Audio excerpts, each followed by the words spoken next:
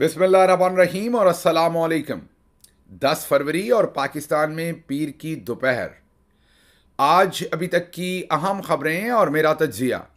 सबसे पहली खबर आपके सामने कोटअद्दू से रखते हैं, जहां पर पुलिस ने पाकिस्तान तहरीक इंसाफ के लोकल लीडर को कत्ल कर दिया है। जी हां, 8 फरवरी को जो एहतजाज हो रहा था मुल्क गिर, उसमें पूरे पंजाब के अंदर पुलिस इस तरीके से इस्तेमाल की गई जिस तरीके से जम्मू कश्मीर के अंदर, मकबूजा जम्मू कश्मीर के अंदर हिंदुस्तानी फौज भी जुल्म नहीं करती, उस तरीके से पंजाब के अंदर पंजाब पुलिस के हाथों जुल्म करवाया गया।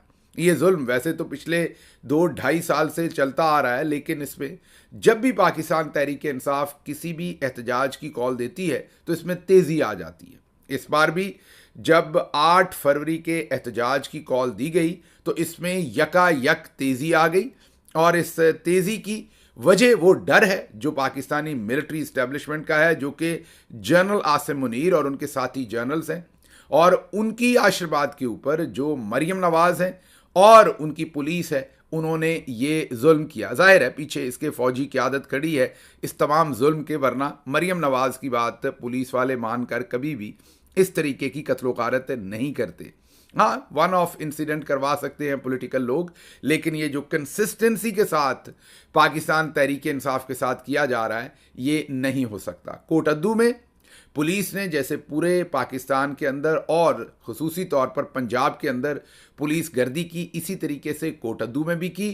कोटअद्दू में गल्ला मंडी के सदर और पाकिस्तान तहरीक इंसाफ के लोकल लीडर यासर मान, उनकी पहले घर की गाड़ियां तोड़ी गईं, उनके घर के अंदर शेलिंग की गई, उनके घर के अंदर लाठीचार्ज किया गया, और ज़ख्मों की ताब ना लाते हुए यासर मान जो है वो शहीद हो गए, उनको कत्ल कर दिया गया। ये पंजाब पुलिस का नया कारनामा है।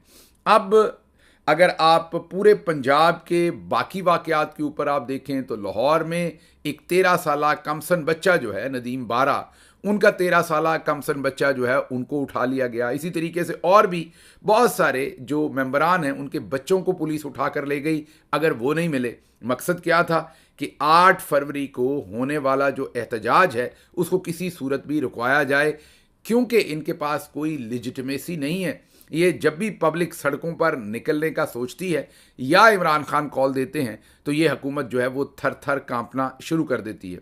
अब इन हालात के अंदर मैं आपके सामने 2-3 और ख़बरें रखता हूँ, और उसके बाद मैं आपके सामने रखता हूँ कि पुलिस गर्दी तो हो रही है, इसके पीछे मिलिट्री जनरल्स का आशीर्वाद तो है, लेकिन क्या इसमें हमारी अपनी पार्टी की भी कोताही है, वो भी आपके सामने रखते हैं। लेकिन जो सिर्फ पुलिस की खबरें हैं वही अगर हम देख लें इक्का दुक्का, तो आपको ये समझ आ जाएगी कि पुलिस जो है ये सिर्फ पीटीआई के साथ ही नहीं, आम आवाम के साथ भी इस वक्त अनफॉर्चुनेटली यही रवैया रखे हुए है। उसकी वजह यह है कि जब उन्हें पीटीआई पर जुल्म करने का आशीर्वाद मिलता है और उन्हें पता है कि उनकी अकाउंटेबिलिटी नहीं होनी, तो फिर वो अपने मकासद के लिए भी यही जुल्म करते हैं। मसलन लाहौर से ही एक खबर है कि एक गदागर, जी हाँ, एक बेकारी खातून की सरेआम इज्जत लूटने की पुलिस एहलकार ने कोशिश की। वहाँ खड़े एक शहरी ने उसकी वीडियो बनाना शुरू कर दी अपने मोबाइल फ़ोन पर। पुलिस वाले ने उसको गोली, जी हाँ, ये मैं आपको कोई किसी ऑक्युपाइड एरिया की बात नहीं बता रहा, ये मैं पाकिस्तान की बात आपको बता रहा हूँ। इसी तरह से एक और घर में पुलिस ने छापा मारा, वहाँ तशद्दुद किया। बूढ़ी माँ ने ये जब सब कुछ देखा और वो जाहिर है ट्रॉमा में गई, प्रेशर में गई, उन्हें वहीं हार्ट अटैक हुआ और उनकी वहीं मौत वाक़या हो गई।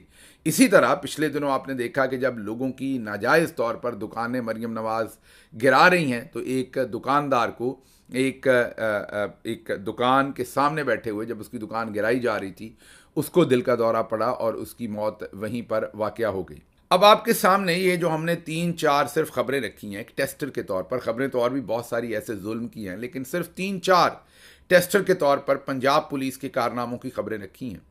ज़ाहिर है इसको रोकने के 2 तरीके हैं। एक एहतजाज है, अवामी सतह पे आप एहतजाज करते हैं तो ये सब कुछ होता है। दूसरा एहतजाज जो यासर मान है उनके घर वाले कर रहे हैं, मैयत जो है वो सड़क पर रख कर एहतजाज कर रहे हैं। लेकिन आपको वहाँ पर कोटअद्दू या उसके ऊपर जो रीजन है हमारा पाकिस्तान तहरीक इंसाफ का, वहाँ की लीडरशिप या ओवरऑल पंजाब की लीडरशिप वहाँ पर उनके साथ खड़ी नज़र नहीं आएगी।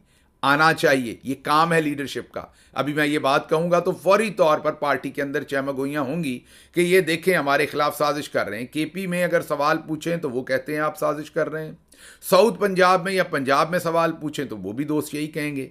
अब हमारी समझ से बाहर है कि हम ये फिर रिपोर्ट ना करें, हम ये सब कुछ खामोशी से होने दें और पॉइंट आउट ना करें कहाँ कहाँ पर हमारे ये साथी आवाज़ उठा सकते हैं। मतलब मैं ये नहीं कहता कि आप कुछ ऐसा करें कि जिससे आप अपने आप को चलें ख़तरे में डालें, लेकिन जहाँ पर लवाहकीन इस मैयत को रखकर एहतजाज कर रहे हैं, क्या वहाँ पर हमारे तहरीक इंसाफ के लोकल MPs MNAs को भरपूर तादाद में शामिल नहीं होना चाहिए?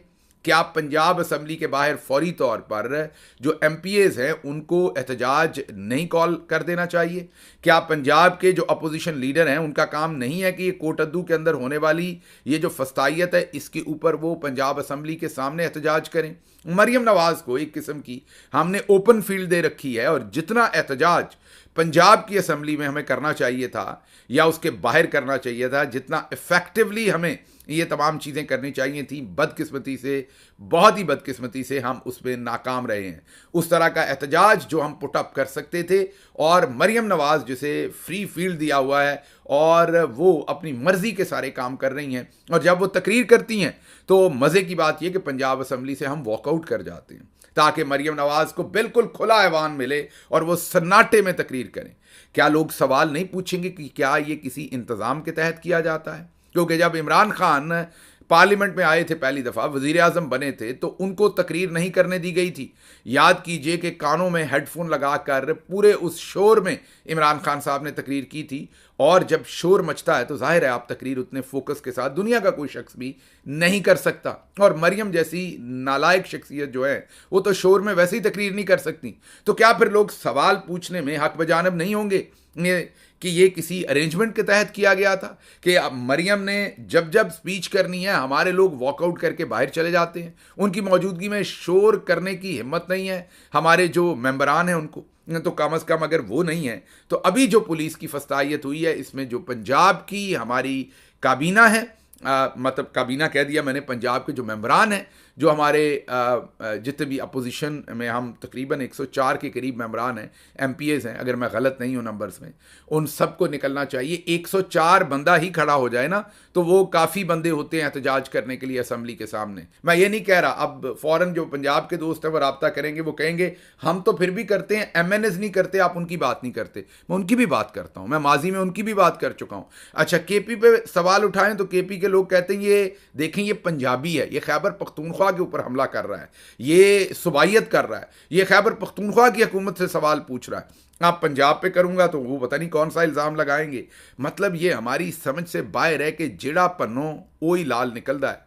मतलब कल परसों मैंने एक सवाल उठाया कि मानसेरा में पीका एक्ट के तहत जो है वो एक शहरी को रियासत मुखालिफ तकरीर करने पर उठा लिया गया, और मैंने कहा कि हमारे लीडर जो हैं वो पीका एक्ट के ख़िलाफ़ आवाज़ उठा रहे हैं और कह रहे हैं कि ये इंसानों की आवाज़ बंद करने के लिए, पाकिस्तानियों की आज़ाद आवाज़ बंद करने के लिए ये एक्ट है, और वो इसके ख़िलाफ़ बरसरे पैकार हैं और वो कहते हैं इसे वापस लिया जाए। और मैंने ये भी बताया कि मुल्क के नामी गरामी सहाफ़ी जो हैं वो भी इसके ऊपर, हामिद मीर साहब और दूसरे लोग जो हैं वो अदालत जा चुके हैं और इसको उन्होंने वहाँ चैलेंज कर दिया है। उसके जवाब में खैबर पख्तूनख्वा की हुकूमत का जवाब आया। उन्होंने एक तो मुझे मशवरा दिया कि मैं वेल ऑर्गेनाइज्ड किस्म का खैबर पख्तूनख्वा की हुकूमत के ख़िलाफ़ हमला आवर ना हूँ। जी हाँ, आप दुरुस्त सुन रहे हैं। उनका ये जवाब था कि मैं well orchestrated, well organised propaganda campaign जो है वो जो खैबर पख्तूनख्वा की हुकूमत है उसके ख़िलाफ़ ना करूं, पहली बात। दूसरा उन्होंने कहा, दूसरा जवाब सुन के आपकी हंसी निकल जाएगी, दूसरा उन्होंने कहा कि ये आप गलत कह रहे हैं गिल साहब, नए पीका कानून के तहत इस शख्स को गिरफ्तार नहीं किया गया। तो चले, मैं जब ये लाइनें पढ़ रहा था तो खुश हुआ कि चले मुझे करेक्ट कर दिया, मेरे तक इन्फॉर्मेशन गलत आई होगी। किसी शख्स को वहाँ चौधरी निज़ामुद्दीन की वो जो इमा है पूरे मुल्क के अंदर कि लोगों को गिरफ्तार किया जाए जो भी आवाज़ उठाए, तो मैंने कहा कि ओके, मुझे करेक्ट कर दिया, गिरफ्तारी नहीं हुई। लेकिन अगली लाइन में लिखा था गिरफ्तारी और पर्चा जो है वो पुराने पीका एक्ट के तहत दिया गया है। माशाल्लाह, क्या कहने। मतलब कि नए पीका एक्ट के तहत आप लोगों को गिरफ्तार नहीं करेंगे, पुराने के तहत करेंगे। मतलब आवाज़ उठाने पे गिरफ्तार करेंगे, पर नए पे नहीं, पुराने पे करेंगे। माशाल्लाह, क्या जवाब है। मैं इस जवाब के ऊपर आपका शुक्रिया अदा कर सकता हूं और आपसे एक दफ़ा फिर हाथ जोड़ के माफ़ी मांग लेता हूं कि मैंने बादशाह सलामत से सवाल कर लिया है, मैंने आपकी खिदमत में सवाल उठा दिया है, क्योंकि मुझे लगता है कि मेरी पार्टी की वहाँ हुकूमत है और पुलिस ये सब कुछ कर रही है। और मैंने बाकायदा इल्ज़ाम पुलिस पर लगाया था, यानी किसी सियासी क़यादत, बल्कि सियासी क़यादत से तो मैंने इंटरवीन करने की रिक्वेस्ट की थी। उनसे मैंने कहा था कि प्लीज़ इसमें इंटरवीन कीजिए और इन पुलिस वालों को करार वाकई सज़ा दें जो ये कर रहे हैं, क्योंकि इमरान खान जेल से कह चुके हैं कि अगर तहरीक इंसाफ के एक भी कारकुन को तंग किया गया तो फिर इस आईजी की छुट्टी करवानी पड़ेगी। और इन अहकामात के बाद ही मैंने आईजी के ऊपर सवाल उठाए थे। इससे पहले जो पाकिस्तान तहरीक इंसाफ का सवाबी में एहतजाज हो रहा था, उसके लिए जो बाजोड़ के, लोअर देर के डिप्टी कमिश्नर्स ने जो लेटर निकाले थे, उस पर भी मैंने सूबाई हुकूमत से कहा था कि उनके खिलाफ एक्शन लिया जाए। उस पर भी सूबाई हुकूमत का जवाब ये आया कि इस पर वावेला मत मचाएं, ये नोटिफिकेशन जो है इनको वापस ले लिया गया है। और साथ ही कहा गया कि ये कानून के ऐन मुताबिक थे। अभी तक मैं सवाल का जवाब ढूंढ रहा हूं कि अगर कानून के ऐन मुताबिक थे तो वापस क्यों लिए गए, और अगर वापस लिए गए हैं तो इसका मतलब कानून टूटा है या कुछ गलत हुआ है। तो फिर उन अफसरान को अभी तक ओएसटी क्यों नहीं बनाया गया? अभी तक डीसी बाजोड़, डीपीओ बाजोड़, शांगला के डीपीओ, अभी तक लोअर दीर के डीसीओ, ये तमाम के तमाम लोग अभी तक अपनी पोजीशंस पर क्यों काम कर रहे हैं? ये सवालात उठाना हमारा काम है। पंजाब में भी उठाएंगे, केपी में भी उठाएंगे। आप भले सुबाइयत के ताने दें, आप भले एक बिल्कुल आप ये कहें कि ऑर्केस्ट्रेटेड प्रोपेगेंडा कर रहे हैं, आप जो ताना देना चाहते हैं आप खुलकर दें। हम आपसे माफ़ी भी मांग लेंगे, हमारी कोई ईगो नहीं है आपके सामने। जहां पर हम गलत होंगे दस्त बदस्त आपसे माफ़ी मांगेंगे।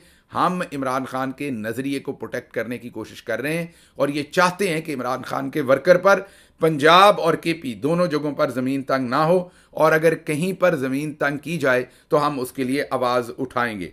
अगली खबर की तरफ चलते हैं जी। फवाद चौधरी ने इंकशाफ किया है कि हाल ही में जो अली अमीन गंडापुर साहब ने कहा था कि 90% मामला तय हो गए हैं, या उन्होंने तो शायद 99% कहा था, वो दुरुस्त नहीं है। फवाद चौधरी ने ये कहा है कि मेरी इमरान खान से मुलाकात हुई है और उससे मुझे ये तासर मिला है। अब हमें इस बात का तो हम नहीं कह सकते कि ये मामलात कौन सी वाली स्टेटमेंट ज़्यादा दुरुस्त है, लेकिन ये ज़रूर मैं कह सकता हूँ कि जो ओवरऑल सिनारियो नज़र आ रहा है, और मैं आपको बार बार ये बात बताता रहता हूँ कि मुझे उसमें जो मिलिट्री जर्नल्स हैं उनकी तरफ से, और जाहिर है जब मैं मिलिट्री जर्नल्स कह रहा हूँ तो सारे नहीं, मिलिट्री जर्नल्स तो बहुत सारे हैं, मेजर जर्नल्स को भी इन्वॉल्व करें तो सैकड़ों में हो जाएंगे। मैं सिर्फ जो टॉप के चंद जर्नल्स हैं उनकी बात करता हूँ।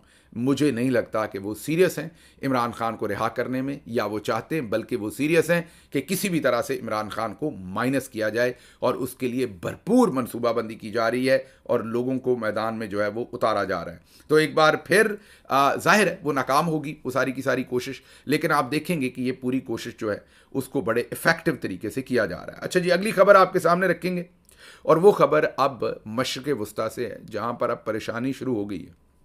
वो तमाम लोग जो पहले फ़लस्तीन के मामले के ऊपर खामोश थे, और आपको पता है कि वो इज़राइल के मामले के अंदर बहुत आगे जा चुके थे, उसे वो कबूल भी करना चाहते थे, उनके साथ मीटिंग्स भी कर रहे थे। मैं सऊदी अरब, यूएई की बात कह रहा हूँ। वो अब बड़ी मुश्किल में फंस गए हैं। मुश्किल में इसलिए फंस गए हैं कि सदर ट्रंप ने जो हाल ही में बयान दिया है कि वहाँ पर अब गज़ा पर अमेरिका का आ जाएगा कंट्रोल, और वहाँ से लोगों को कहीं और आबाद किया जाएगा। तो इन हालात के अंदर अब तमाम कंट्रीज़ जो मिडल ईस्ट के हैं वो बड़ी मुश्किल में फंस गए हैं। उन्हें बयान देना पड़ रहा है, देना नहीं चाहते वो बयान, लेकिन उन्हें बयान देना पड़ रहा है।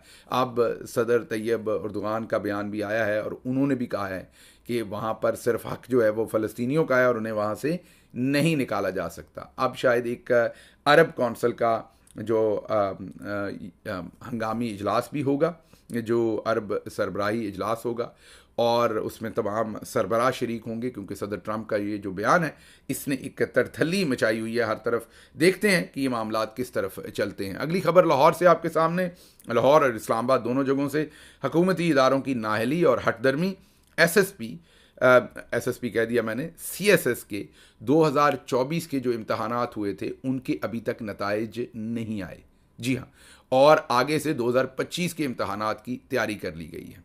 और जो इम्तहानात हुए थे उसके नताइज अमूमी तौर पर नहीं आए, बल्कि जब हमने अंदर की बात मालूम की है तो अभी तक रिपोर्टेडली हमें ये पता चल रहा है कि शायद नताइज में कोई तब्दीली दरकार है। शायद जिस तरीके से अपनी मर्ज़ी के जजेस लाए जा रहे हैं, इसी तरीके से नून लीग अपनी मर्ज़ी की बड़ी खेप सिविल सर्विसेज के अंदर डिप्यूट करवाना चाहती है, सिविल सर्विसेज के अंदर अपॉइंट करवाना चाहती है, और उसके लिए जो नताइज हैं, क्योंकि वो पटवारी ज़्यादा नालायक हैं, वो पास नहीं कर सके तो उन नताइज को रोका हुआ है, उनमें शायद रद्दो बदल की कोशिश हो रही है। इसके ऊपर हम आवाज़ इसलिए आपके सामने उठा रहे हैं कि ये नताइज का फौरी ऐलान हो और बताया जाए कि इन नताइज को क्यों रोका जा रहा है। जो हमारी इत्तला है वो ये है कि इन नताइज के अंदर रद्दो बदल करने के लिए इन नताइज को जो है वो रोका जा रहा है। अगली खबर जो आपके सामने रखेंगे वो खबर यह है कि जुनेद अकबर साहब ने केपी से अब ये बड़ा ऐलान किया है कि जो लोग जलसे के अंदर लोगों को लेकर आए और उनकी, और जो नहीं लेकर आए सिर्फ हाथ हिलाते हुए खुद आ गए, जिन्होंने कोई तंजीम के अंदर मेहनत नहीं की, जिन्होंने कोई मूवमेंट नहीं की, जिन्होंने कोई एफर्ट पुट नहीं की 8 फरवरी के एहतजाज को कामयाब बनाने की, उन तमाम की रिपोर्ट इमरान खान के सामने पेश की जाएगी।